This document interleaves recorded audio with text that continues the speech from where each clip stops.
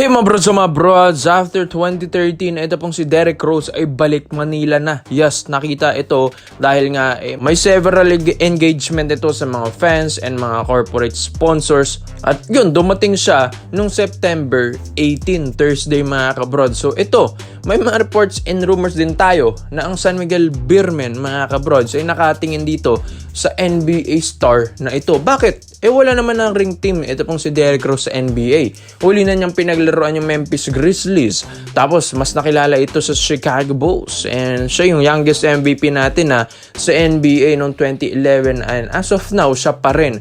Mga kabrods, wala nang makakagawa niyan. Kaya ito pong NBA star na ito, kahit na medyo mahal, susubukan ito ng SMB na habang nandito ito sa Manila mga kabrods ay susubukan nilang maging import ng Governors Cup 2025 to 2026 ng San Miguel Beermen. Ito dahil may mga reports and rumors din tayo na ito pong si Derrick Rose ino-offeran din ito sa mga China, yes, sa Japan, sa Korea, maski na rin sa mga Europe. Yes, yan ang kagandahan sa kanya dahil kahit retiro na ito ay nasa in shape pa rin ito pong si Derrick Rose. 36 years old lang din naman itong si Derrick Rose. Kayang-kaya pa makipagsabayan. Kaedad lang din naman niya si Justin Brownlee. Kaya ito mga kabrods, i-maximize, i-utilize ito ng SMB na kung pwede, manenegotiate nila si Derrick Rose dito sa Manila na maging import ng kanilang kupunan ngayong Governors Cup 2025.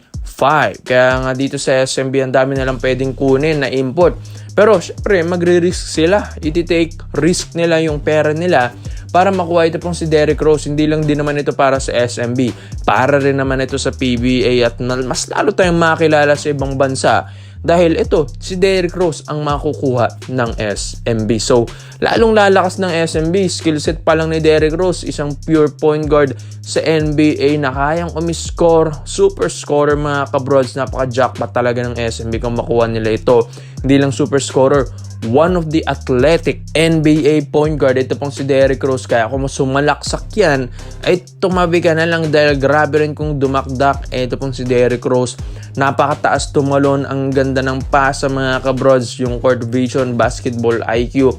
Skill set neto, napakabilis na point guard, isang agile na player, napakaganda ng quickness, speed, power neto sa laro mga kabrods. Kaya ito para sa SMB kung makuha nila ito, grabe, holy grail ito para sa kanila. Kumbaga, the best na import na makukuha na siguro nila ito sa ilang dekada nila dito sa PBA. Si Derrick Rose na ang kayang magpunan yan sa SMB. At ilista mo na sa playoff sa semis ang SMB next season kung makukuha nila si Derrick Rose dahil kakaibang import na ito. So, alam natin na medyo mahal ito pong si Derrick Rose, pero syempre ang SMB naman, mahal din naman nila yung liga na ito dahil gusto nga rin nilang bigyan ng importansya yung Grand Slam bid na goal nila dahil last season sila yung nag-champion, tapos Governors Cup naman, tapos Commissioners, tapos All Filipino na naman yung gusto nilang pag-championin dahil ito pong Grand Slam bid ay nagtutuloy-tuloy na para sa SMB. Kaya ito, kukuha sila ng best of the best import na para naman secured na yung championship nila ngayong Governors Cup 2025 to 2026. Kaya itong si Derrick Rose, mga kabrods, ito talaga yung pinakagustong kunin na import ng SMB sa lahat-lahat ng pwede nalang kunin. Dahil syempre Derrick Rose na yun mga kabrods, ewan ko na lang kung di pa sila makapag-champion yan. Kaya ikaw mga brods Derrick Rose, NBA star, NBA All-Star ng NBA. Sa tingin nyo ba, makukuha kaya ito ng San Miguel Beermen? Dito naman po tayo sa kabilang balita naman natin mga kabrods. Ito na nga, may mga reports and rumors tayo kay Matthew Wright. Yes, alam din naman natin kasi si Matthew Wright, ang daming mga reports and rumors na ito, wala naman siya sa lineup ng Kyoto Hanaris. Yes, ito inahanap rin ng mga netizens na wala naman ito sa lineup ngayong 2025 to 2026. So nakakagulat lang dahil sa official page pa hindi nila mahanap talaga si Matthew Wright. So ito, after kasi ng Kyoto Hanaris, tapos na siya dyan mga kabrods. Dito na siya dapat ang hanapin ng netizens. Ito dapat yung hanapin nilang lineup dito sa Kawasaki Brave Thunders. Yes, dito na kasi yung last na kupunan niya. Matagal na siya dyang wala sa Kyoto Hanaris. Kaso, chinek din natin, wala rin siya sa official lineup ng Kawasaki Brave Thunders. Yes mga kabrods, Kasi nga, Lebanese na Asian import ang pumalit sa kanya sa Kawasaki Brave Thunder. So, in short, wala pa talagang kupunan. Ito pong si Matthew Wright dyan sa Japan. Or malay natin, baka may mga ibang offers din ito sa ibang bansa like mga Korea, Taiwan. Pero malay din natin na baka ito ay bumalik na rin ng PBA gaya ng nangyari kina Juan Gomez de Leano, 'di ba? Hindi na ito na-offera ng mga Japan, Korea, Taiwan. Ano nangyari? Nagpa-draft na sa PBA. Etong si Matthew Wright, hindi naman na kailangan magpa-draft na ito dahil ito ay galing na rin PBA sa Phoenix Super LPG Fuel Masters dati bago ito mag-Kyoto Hanaris noong 2022. Kaya ngayon mga kabrods, may reports and rumors tayo na hindi pala Phoenix ang isa sa mga nakaabang lang kay Matthew Wright.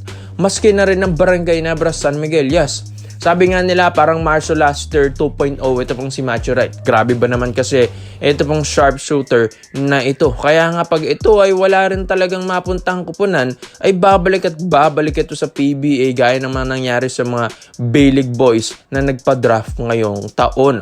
Kaya nga ito pong si Matthew Wright mga kabrods ay gusto rin kunin talaga ng Hinebra. Yan din naman kasi pinakagusto nila eh.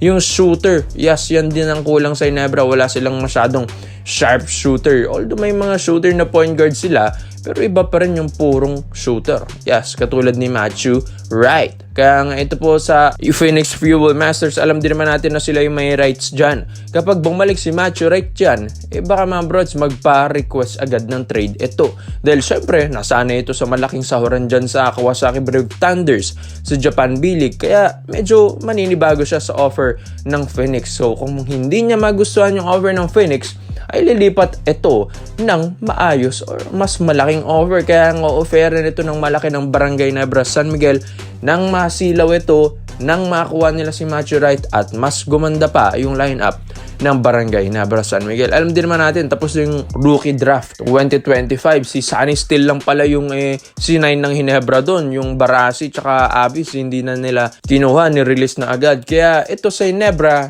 ito, nag-finalize na sila ng lineup nila. Kaya habang maaga pa, ay gusto na nilang gawin ng paraan or gawa ng paraan at i-negotiate na maayos si Matthew Wright dito sa Phoenix Super LPG Fuel Masters. Kasi naman daw na matenga ito nang walang kupunan, na walang liga, syempre babalik at babalik ito sa PBA.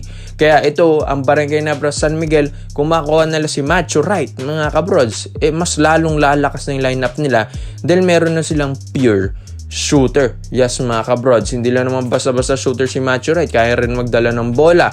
Maganda rin ng basketball IQ. Matalinong player. Ini-involve ang teammates. One of the consistent shooter din dito sa PBA. Kaya yan nakagandahan sa kanya mga kabrods. Kaya nga inofferan ito ng ibang bansa dahil malakas din na player to. Kaya ikaw mga brods sa tingin nyo ba babagay isang shooter na katulad ni Matthew Wright dito sa Barangay Nebras San Miguel? Kaya komento mo lang po yung mo dito mga brods. Isa-isa natin. Salamat po sa panonood mga brods. This is Kings Basketball. Yun lang. I'm out.